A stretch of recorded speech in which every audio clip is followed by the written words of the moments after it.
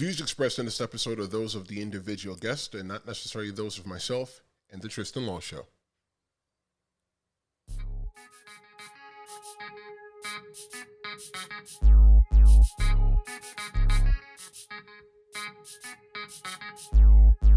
It's the Tristen Law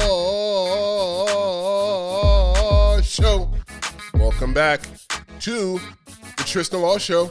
And I am Tristen Law. And this is the Tristen Law Show where I introduce you to personalities in and out of the professional wrestling business. The unique part is that you do not need to be a professional wrestling fan to enjoy this podcast. But either way, how are you? Are you in good health? Are you still corona-free?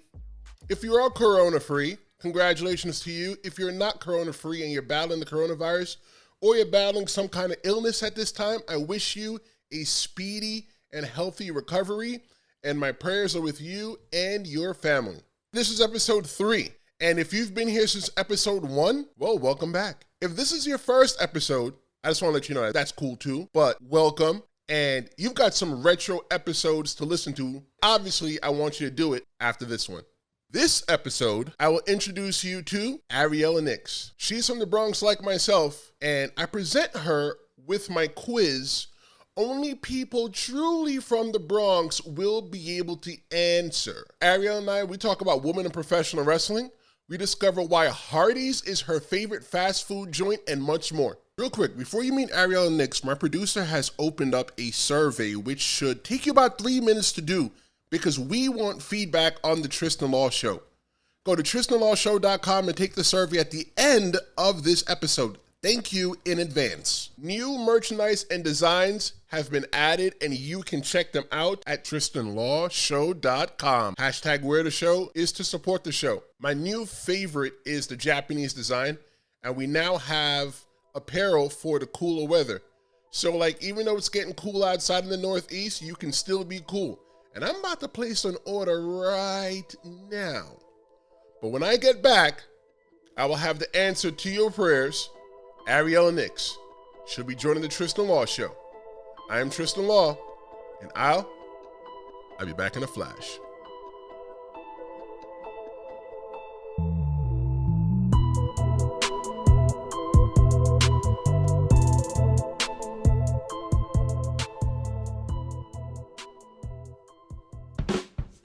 Hey, it's your pal Tristen, and I need your help. Hold on, wait, don't touch anything. I'll make it quick so you can get back to the episode. See, I do the Tristen Law Show because I like to create content and episodes for you to like and to entertain you as well. Since I probably don't know you personally yet, I want to get your feedback on this podcast. And yes, if I know you personally, I want your feedback too. Head on over to tristenlawshow.com and take the anonymous listener survey. Engage the show because your input matters. Now, back to the show.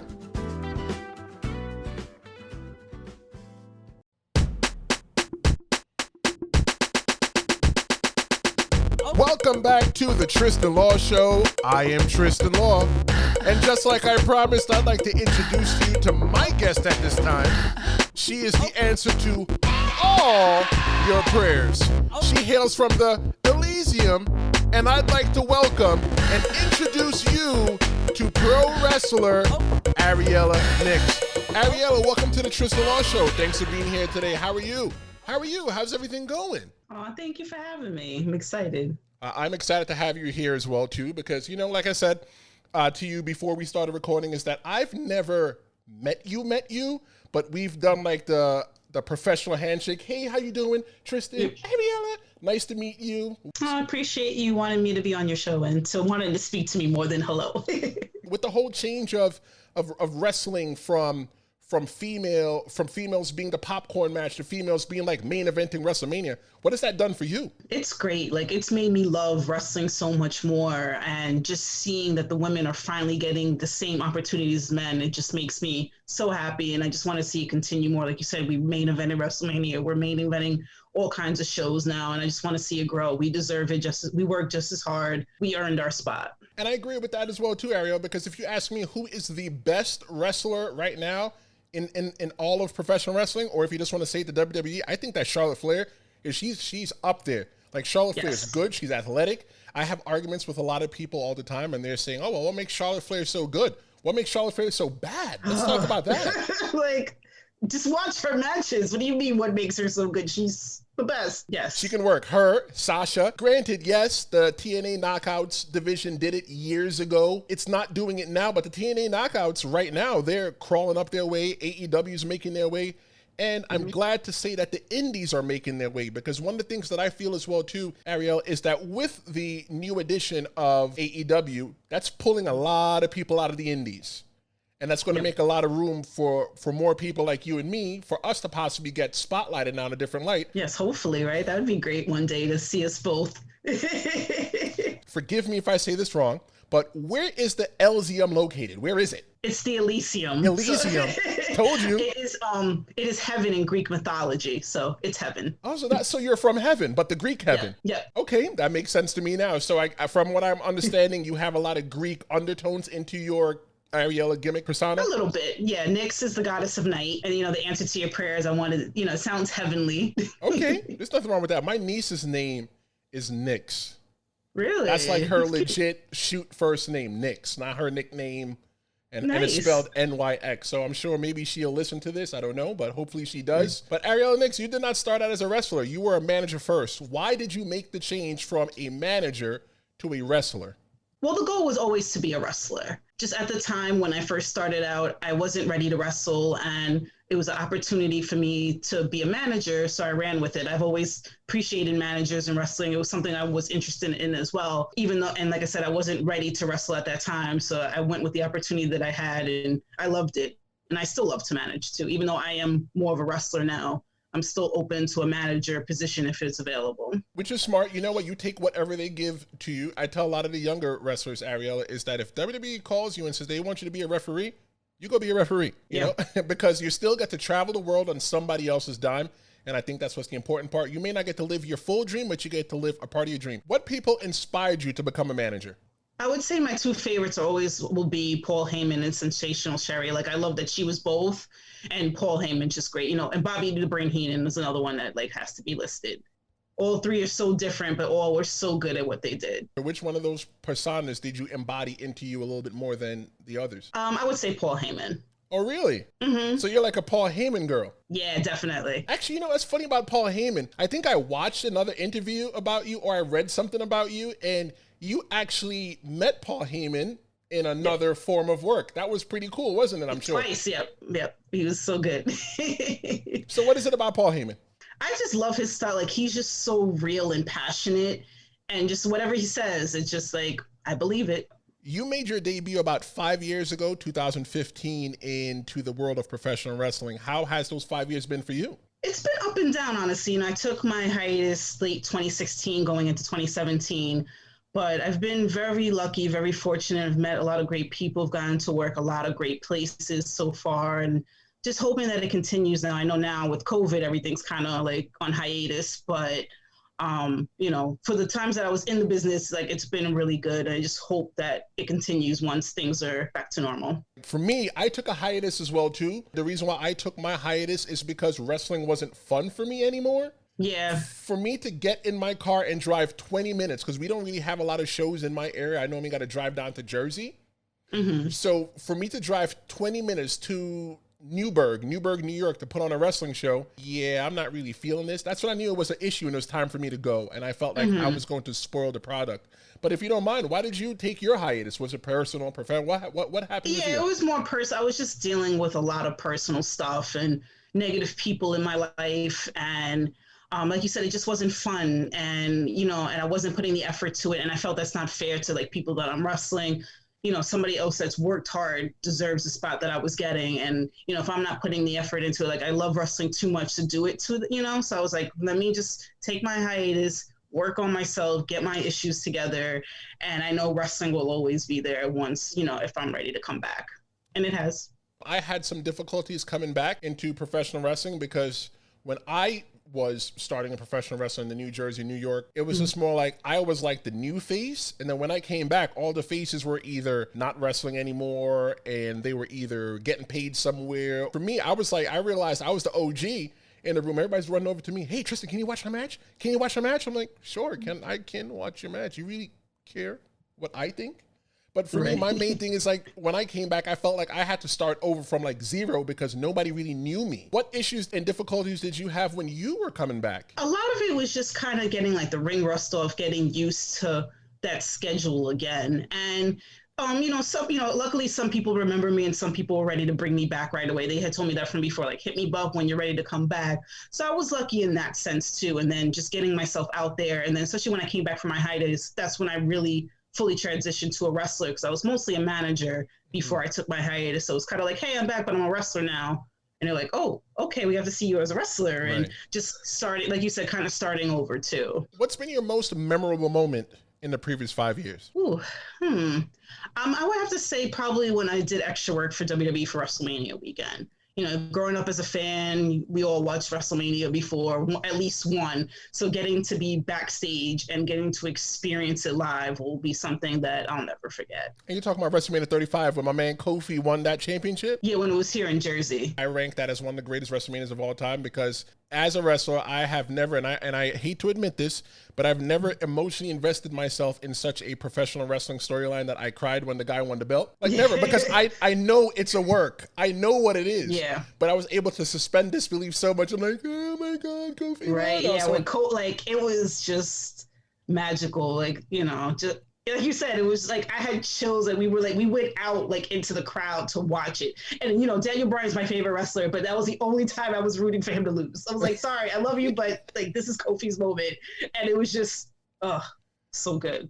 I've never done extra work at WWE. I've known a handful of people, and I will add you to that list that have done extra work. Tell my listeners what it's like to be an extra for WWE. And listeners, so you understand what an extra is known as the enhancement talent. I don't like to use the term jobber because we don't job. We go out there to enhance the talent. Yeah. So Ariel, please explain to us what it's like. Walk us through the day of somebody that gets signed up to be an extra for WWE. Like when you get there, you don't know if you're going to do anything. Half the time I've been there, I didn't do anything. I just hung out backstage. Which is still cool though, because you still get to see it and be a part of it in a certain way. I've never had the chance to actually be an enhancement talent, but hopefully one day that will change. But that's okay. You know, so you get there early, you sign in, you have to see the doctor, you have like to fill out like forms ahead of time. So it's a little bit of a process, but like I remember the first time I was there, I was just in awe just to get like to see everything and see everybody walking around. And surprisingly, everybody's like really friendly. You walking by, everybody's like, "Hey, how are you?" Like I'm like, "Oh, you speaking to me? Like why me? Nobody, you know."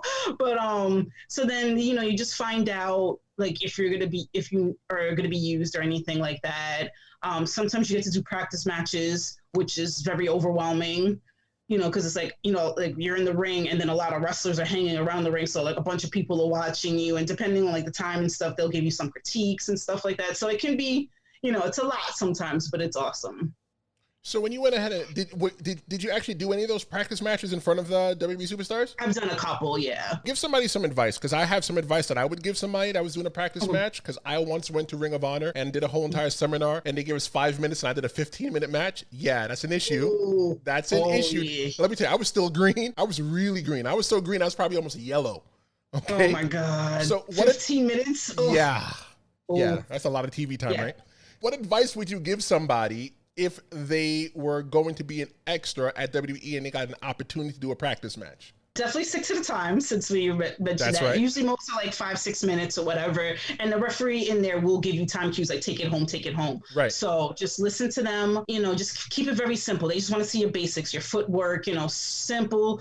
Don't do Canadian destroyers. Don't be doing all kinds of crazy. They'll even tell you no outside stuff. Keep it very, they just want to know that you could put a simple match together. The one critique that I remember I got, they were like, just keep your head up more.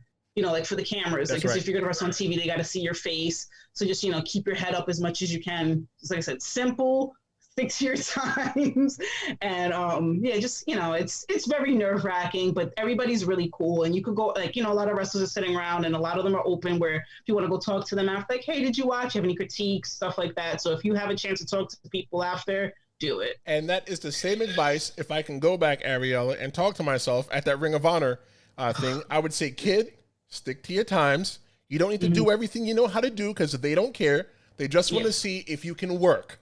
Yes. That's it. That's most important. Yeah, like I said, no crazy moves, just very simple, 5 minutes, basic heel face. And I hope somebody listening to this show now that is an aspiring professional wrestler or a professional wrestler that's never had the opportunity to be an enhancement talent, I hope you understand that when you go there, they don't care about anything else. Just stick to your times and just work. What's the catering like? Because I follow the official catering for WWE, and my whole mouth watering right now. I watch the catering, the Instagram. Tell us what it is like in your firsthand experience. They have so much food, and you just eat all day long. That's like, it's just like, oh, I'm gonna gain weight every day I'm here. That's all you do. You just sit in catering and just eat. Like, they literally have a bunch of different everything. So, if you if you have a certain diet or something, you'll find something that caters to you, and the food has always been good. That's like one of the best parts. Actually, no, the best part should be that they pay you, and the second best part will be the food. Yeah, they pay even if you don't do anything. Like, if they bring you in, you don't do anything, you still get paid. Still get a check. That's the most important part. You work for WWE, right? There you go. Yep. You got that. Yep, I can say it, like, hey, I've done stuff with WWE before. I'm on the network. My face is on there a little bit. That's right. Hey, my face is on there too, but I paid to always be there. But that's not the point. So what sparked your interest in becoming a pro wrestler? Honestly, it was like going to indie shows back in, I guess it was like maybe 2013, 2012, something like that. Like, I always grew up being a wrestling fan, but I never had that passion to be it. And I think, like, a lot of it goes to, like, when we spoke in the beginning, how, like, the women were always kind of like the popcorn bathroom break match. And so I think seeing a lot of that, I was just like, I love wrestling, but it's not for me. But then seeing women actually wrestle at shows, I was like, ooh, I kind of want to do this, or maybe at least be a manager or something. Like, so going to the shows live, like to smaller indie shows, and actually seeing women wrestle. This is really before, like, they were doing it in WWE. Right. I was like, I kind of want to do this. I'm going to try it out and see. You see, I think that professional wrestling for the ladies on the indies has come so far. I remember when I first started, it was girls that couldn't work. It was girls that they were trying to date people in the business, or they weren't there for the right reasons. And I'm glad that there's people like you, Ariel, that you just want to come in and you want to be treated like a professional, like everybody else. Treat everybody the same. We're all wrestlers, so. Because when I went to Team 3D, one of the things that was instilled in my head by Bubba and Devon is that because there's a woman here, we don't take it easy on them. We don't treat them any different than the men. I'd give you, Ariel, the same tackle I'd give a dude. I'd give you the same elbow drop I'd give a dude. But to work, and that's the way that we work. And I appreciate that. Like, I train with mostly guys, and I'm like, hit me. Like, some feel nervous, I can tell, and then, like, it's like, some of the newer students, I feel like sometimes get a little nervous. I'm like, just hit me like everybody else. More experienced guy, like, just like, you're one of the guys, boom, and I'm like, all right, and it toughens me up too, so I need that as well. I'm like, yeah, just hit me. It's okay. So you're talking about wrestling school. So I know that you're a product of House of Glory and the Creator Pro Wrestling School, which is in Hicksville, New York, which is ran by Pat Buck, who you listeners may actually see on the WWE. Nia Jax almost choked him with a shirt a couple weeks ago. I know, she's so mean. And it's ran also by Brian Myers, also known as Kurt Hawkins. So what's the best advice they've individually given to you, and how have you applied it, Ariela? I have to think about it. I've trained more with Brian than with Pat, just like different class days and stuff like that. But they've both been very helpful. They're both so wrestling smart, and I feel like I've learned a lot from both. I feel very comfortable training with both of them, and just being in the environment at the school is like everybody wants to help each other. So I have to think about something specific, but they've both have helped me so much, and, like, just helping me with little things just to get better. And, I feel like they both want me to grow. So I'm always grateful for that. And it's good advertisement and publicity for you to grow and go on to the next level, because they could always tell new students, hey, we had this young lady here, Ariela Nyx, and she's now in the WWE, and you come back every now and then, you teach them stuff, and it adds additional bang to their buck. But why create a pro wrestling school? Why and how did you choose that school to learn to wrestle? Put them over. I chose them I live in the Bronx, the Elysium. And so, you want something in your area so that it's, easy accessible. So it was like, looking at different places once I made my return to wrestling. As you know, like we mentioned just a few minutes ago, Brian and Pat have such a great rep. They're both, exceptional trainers. I checked out the school. The environment is great. They have maybe like 30 students, something like that. So it's, it's enough students, but it's not too overwhelming. Because I remember, like, when before I had left Tog and before I left wrestling, they were like 40, 50 students. And I know now they have like up to like 70. And I can only imagine like with some classes, I know they try to break it up or whatever, but it was just like just enough that way you can learn with other people, but you still get, like your own ring time. Like when you go to a class and there's 40 people, nobody gets, and then like you can't even build your cardio that way because you do the drill, then you got to wait like an hour before everybody else does it and stuff like that. Right. So I like that it was smaller and a little more intimate. And like I said, Brian and Pat speak for themselves. And, everybody has a positive, you don't see that a lot in wrestling, unfortunately. Everybody wants to bring each other down and, that's my spot, this, that. There's none of that in Creative Pro. Like everybody actually supports everybody. And, they've made me feel so welcome being there. And, it's hard to find that, which is sad. This show, the Tristen Law Show, is not only for professional wrestling fans. These are just for regular people as well, too. But you never know that there might be somebody that is interested into going into professional wrestling. Hopefully it's a little girl that you listen to like, I want to be a wrestler someday. Well, you know what? You can. What advice would you give my listeners on what to look for if they were choosing a professional wrestling school? The reputation of the trainers. You don't want to train with somebody that doesn't know what they're doing. The environment, because that is very important. Like if, people don't make you feel comfortable, you're not going to want to go. You're not going to want to do anything. And you're just going to feel uncomfortable and that hinders you. So you need to look for somewhere where you feel comfortable. There's a good reputation, good people, and, people that actually want to help you. I think that's very good advice too, because one of the things that I realized from me going to wrestling school, if you ask me in my opinion, I have been to the Harvard of professional wrestling school, Team 3D Academy. Mm-hmm. And I've also been to the community college of professional wrestling school. And I'm not going to drop any names. But, drop it. No, I'm just kidding. Nah. But, everybody offers what they offer. And one of the things that I tell people is that, hey, it's not, in my opinion, it's not a bad idea, especially if you go to the community college of professional wrestling schools, go ahead and go and step up. Because sometimes you can't afford to go to Harvard or an Ivy League school. So you go to community college first, get your grades up, and then go to Harvard and get your polishing. And I agree with that too. Like in that one comparison, and even like I've trained at 2 different places. I've learned different things from each. Everybody has their own style. There's things that I learned at Hug that I haven't learned at Creative Pro, things I learned at Creative that I haven't learned at Hug. So if you're working with multiple people that, know what they're doing, it helps you a lot too, because you don't stop learning in wrestling. Right. You just keep growing. So I'm grateful for both experiences and, working with both schools because I've learned different things and, they're both the best in different ways. Knowing that you're from the Bronx, New York, like myself, I represent Hard, 183rd and Walton Avenue. All right, I might not live there now, but to prove that you're really from the Bronx, I got 2 questions for you, okay? Okay. Number 1, if you're from the Bronx, you'll really know this answer. Where's the best place to get a gyro? I'm not a big fan of gyros, so don't ask me that. All right.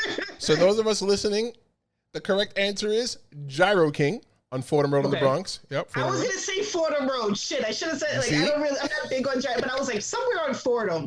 I should have said it. Damn it. Okay. See, I'm a trivia guy. I love to watch Jeopardy. I'm not good at wrestling trivia, but I'm good at trivia. This my head is not big for nothing. There's a lot of unuseful information in here. All right, let me give you the second question, all right?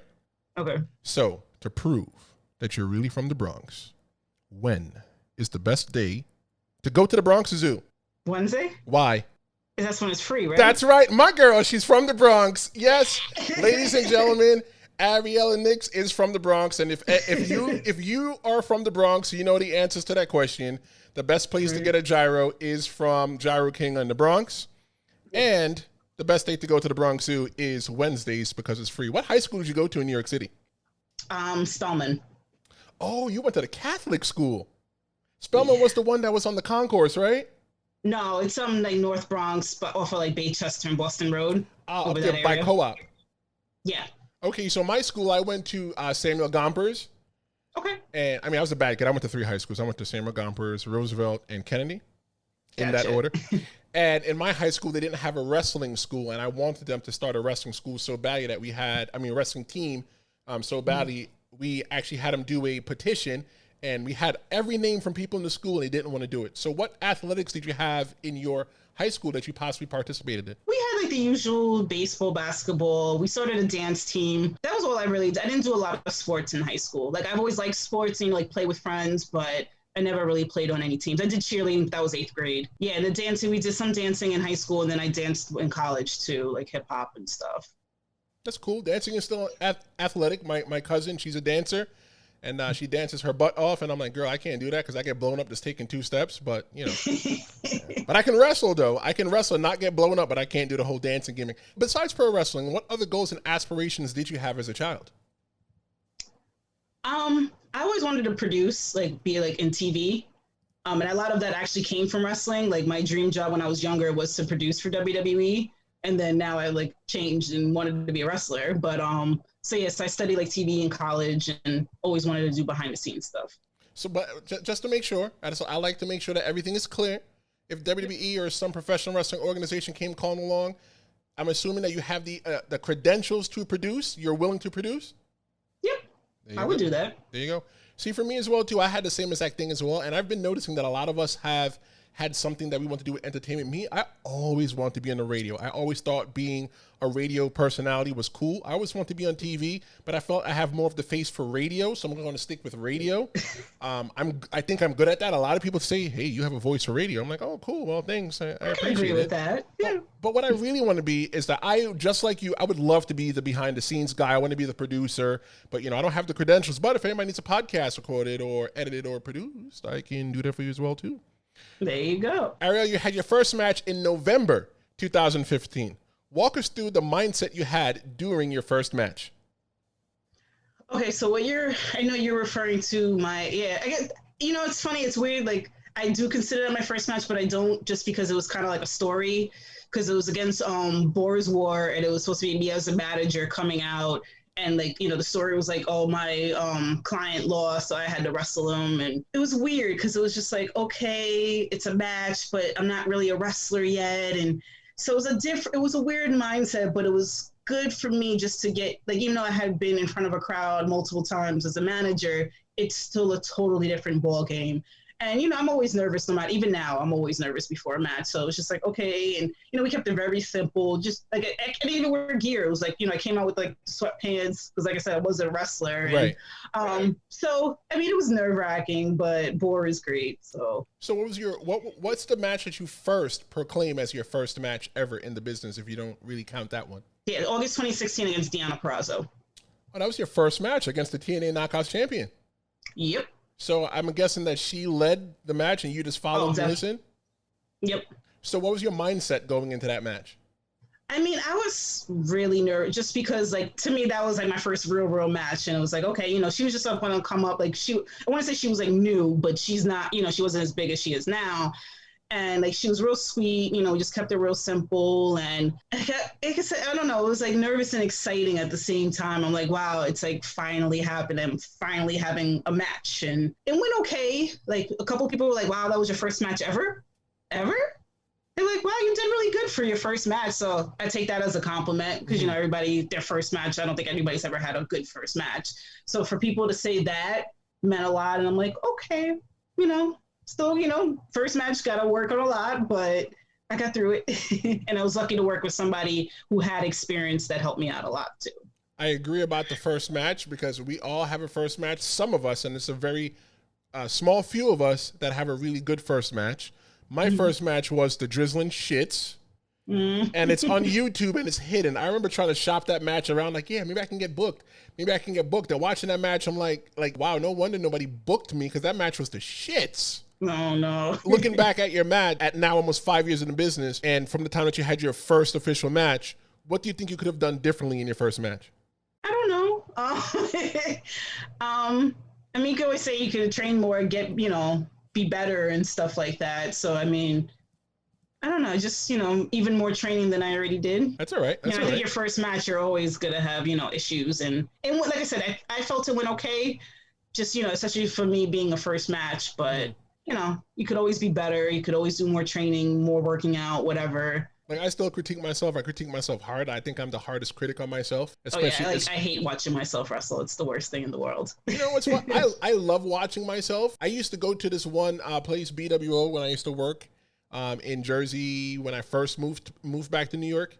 and they would give us the option to purchase our matches. You pay like $5. You purchase your match on a DVD. It was like 2-camera shoot or whatnot. And one of the things that I would do is I would watch a match 3 times. I would watch it regular as a fan. The second time I would watch it and critique it. And the third time I would watch it with the sound off just to see if I was conveying the story to the people in the imaginary cheap seats sitting all the way in the top of Madison Square Garden. So if I couldn't see what I was doing or understand the story with the volume off, that means me personally, I didn't think I do a good job. And that's just me being hard on myself. And I still do that to myself today. Who is Ariela Nyx? She's an awful person. No, she's a tough, badass, doesn't take shit from nobody. The ring is hers. Nobody could take it from her. Nobody could tell her anything. She's the best. She's the answer to your prayers. Can't mess with her. How different is Ariela Nyx in the ring to the woman outside the ring? Definitely different. I feel like I'm sweeter in person as a human. Definitely not as egotistical as Ariela in the ring. Definitely lack confidence in real life, type of thing. That would be like the main differences, I say. How did you create the gimmick or character Ariela Nyx? A lot of it is actually based off how people perceive me when they don't know me. Because I've heard it plenty of times, like, I thought you were a bitch, but like I got to know you and you're mad cool. So I think like I'm just very reserved, and I'm very quiet when I don't know, and I'm quiet around people I know too sometimes. So that people can read that the wrong way. And like I said, people just thought like I was nasty, and then they're like, oh, you're mad cool. So I kind of played off the portrayal that people see me when they don't know me. And I was just saying, I always feel like I'm a heel at heart anyway. So it's just like, all right. I personally think, Ariel, that the nicest people in real life make the best heels. Agreed. So what is your ultimate goal for pro wrestling? I just really want to wrestle as many places and as many people. I want to travel, wrestle the West Coast, UK, all over. Not necessarily looking for a contract. If that works out in one way, cool. But I just want to wrestle as many people in many places. If I was booking a show, Ariel, and that is my ultimate goal one day, is that when I don't feel like wrestling anymore, I want to become a booker and a promoter. What does Ariela Nyx bring to the table as a professional wrestler? I get the crowd to hate me. I feel like, I put in 100%, just like most people. If you tell me you want a certain story, you want something, whatever you tell me, I'm going to make sure I get it done to the best of my ability. My goal is to make sure that the crowd is entertained, my opponent is safe, we have a good time, we get the story over, whatever the promoter is looking for. And I just hopefully, my main goal is just that the crowd remembers me at the end of the night. Right now, you're wearing an Owen Hart shirt. What does Owen Hart mean to you? Does he mean anything to you? His story is very tragic, the whole, how like he passed and stuff like that. And, I appreciate him more now because, I was maybe like 12 or 13, I think, when, he passed. So, as a kid, like you watch wrestling a certain way. And I feel like now just growing up, seeing him in a different light, like seeing how really good he was. And I'm just like, I didn't appreciate him enough when he was alive. So if you were able, and I hope you do, because I don't wish anybody any bad luck. I hope everybody could make money in the wrestling business. If you made $1 million as the top athlete in professional wrestling, what would you do with the money? I don't know. That's an interesting question. Of course, I would treat myself to something. Of course. I have to be selfish at some point. Of course. I would love to get part of it. I would love to get back into wrestling somehow, either helping out of school if I wanted to run my own show one day, something like that. I would like to, I think if I had that type of money, I'd probably run my own show at some point. What would you be looking for when you're running your own show? What would be the purpose, the intent of your show? Of course, entertain the fans and let them, I guess, bring in different people that they might not know that need the not maybe need the exposure, but somebody that I'm like, oh, this person needs to be seen, and isn't maybe getting an opportunity or something like that. Just get more names out there and help the wrestlers grow. In your opinion, why is Hardees your favorite fast food burger in the world? You didn't know I was going to drop that one on you, did you? I did not expect Hardees. I love some Hardees. Oh my God. I just love their burgers, and especially they don't have them in New York. So that's why I get super excited when I'm either like Maryland, Virginia, or something like that, just because it's like a delicacy because they're not up here in New York. So, I don't get to have it all the time. So I appreciate it even more. So what's so special about a Hardees burger? Like, Ariel, you can eat White Castle. Like, I love White Castle. Like, my mouth is watering right now. When I was a kid, I used to walk all the way down to the bottom of Fordham Road and go to that White Castle. But like, why Hardees? I don't. It's just so good to me. I don't know. The meat is good. The bird, it's. I don't know. It's good. I don't know. It's just good. Shut up. So a lot of people in New York feel contrary to the way you feel. Let me tell you, Ariel, if you made $1 million in professional wrestling, I think that what you should do is that you should open up a Hardees franchise. That's tempting. That'll be my retirement plan. I know there's like there's something by me. I don't know what's being built, but every time I pass by, I'm like, please be a Hardees. Please be a Hardees. I'm like, I'm gonna gain like 600 pounds if it ended up actually being one, but it'll be worth it. Let me tell you, I'm so glad that the nearest White Castle is 45 minutes away from me because I would live in White Castle. And let me tell you something. I don't care what kind of diet or meal plan that I am on. The foods that I'm always going to eat is White Castle burgers and chicken wings. What are your foods that you must go to besides Hardees? Because you don't have access to Hardees every day. Nope. So what are your cheat foods that you must eat no matter what kind of meal plan that you're on? Pizza. I can live off pizza. What kind of pizza though? I'm gonna be a heel here, and I'm gonna have to go with pineapple. I do love my pineapple on pizza. Oh man! I know everybody is like hating on it, but it's good. Ariela, if not, just a plain slice is fine. But I love my pineapple. Don't hate. It's good. I really thought that we were going to be friends after this. Like we're going to know each other a little bit more. After you tell me that you like pineapple on pizza, you're not a heel. Like you should be banished to the third dimension. Nope. For putting pineapple. Where did you learn to eat pineapple on a pizza in the Bronx? I can't say I learned it in the Bronx. It was I think I tried it because everybody kept saying it's not good, or you seeing the debate about it, and I was like, I like pineapple in general, so I was like, all right, I'll try it, and then if not, I can always just pick it off and eat it separately. But I like it together. It's the sweet and the savory. Yeah, that whole box. Upgrade your taste buds. Let me tell you, that whole pizza needs to go in the garbage.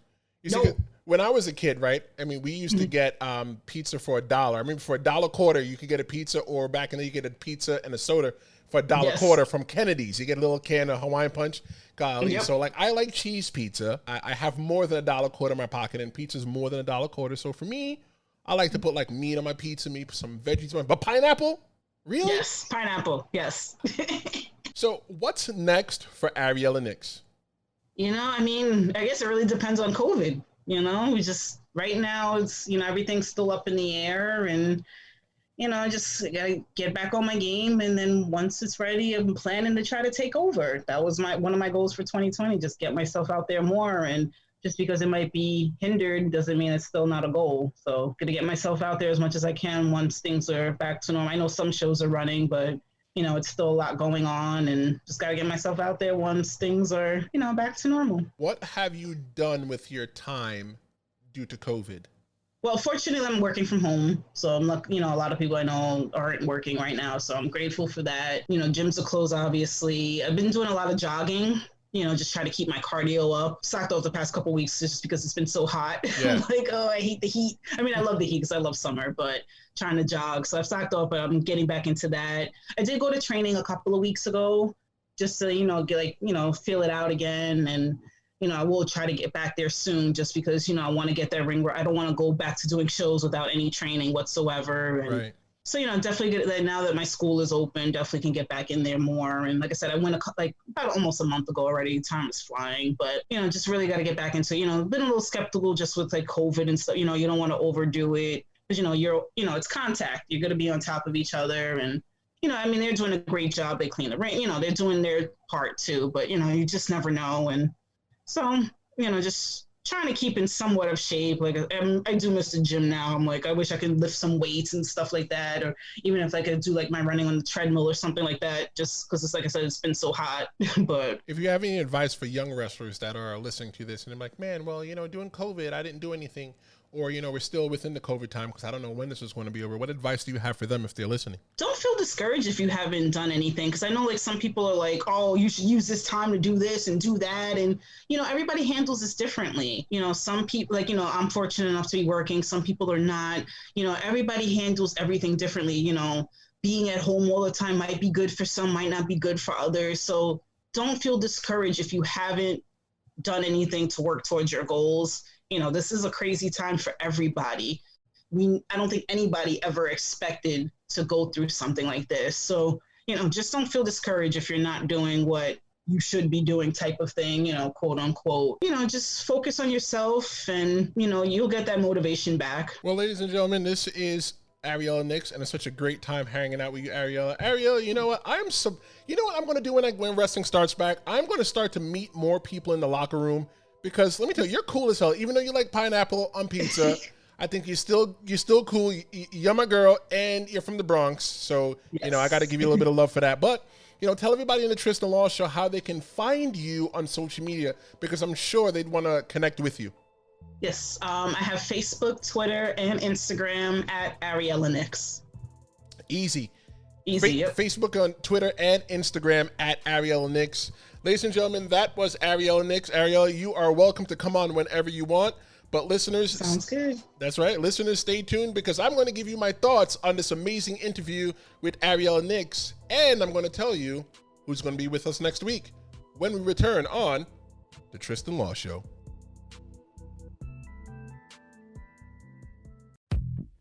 Hey, you. Yeah, I'm talking to you. That shirt you're wearing is so not cool. Why don't you head on over to TristenLawShow.com and get yourself a new shirt? Not only will you be cool, but you'll also be supporting the show. What are you waiting for? Go now and get a hat too while you're at it. Thank me later. We're the show at TristenLawShow.com.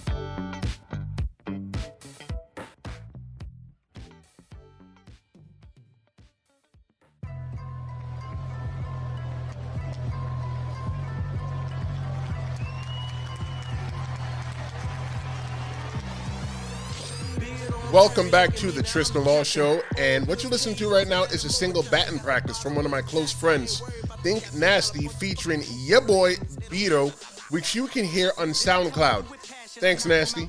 If you want your music played on the Tristen Law Show, head on over to TristenLawShow.com and reach out to the show. But what did you think of Ariela Nyx? You see, I've met Ariela Nyx before in person, but I've never met Ariela outside of a hello. So I think after this whole interview with her, I think that she's pretty cool, and I wish her nothing but success in and out of the business. She is, though, 1 for 2 for the Bronx quiz, but she doesn't eat gyros, so I gave her a free pass. Here's what I want to know from you. Should I have given her a free pass? Should I? Next week, you're going to meet Colin West of Synergy Wrestling, based out of New Jersey. He's a professional wrestling promoter, someone who puts on different professional wrestling events. And I think it's going to be cool to have him, because it's a different outlook on the professional wrestling business, because he's not a wrestler and he's not a referee. He's someone that puts on the show. So I think that's going to be pretty cool. Hey, and don't forget, if you're listening on Apple Podcasts, go ahead and subscribe. Go ahead and leave a review and rate the Tristen Law Show 5 stars. Go ahead. You can do that right now. The podcast is over. The reason why I want you to rate it 5 stars is because it helps Apple and my team know that you really, really, really, really liked what you heard. And the best part is that it's gratis. Gratis means that it's free. Hey, I know that you may not have listened on an Apple device, but wherever you've listened, go ahead and subscribe. And I'm demanding that you tell a friend, because I'll be waiting for them. I'm Tristen Law, and I'll be back next week with Colin West of Synergy Wrestling. This is the Tristen Law Show. You can learn so much about the Tristen Law Show at TristenLawShow.com. Again, I'm Tristen Law, and until next Wednesday, adios.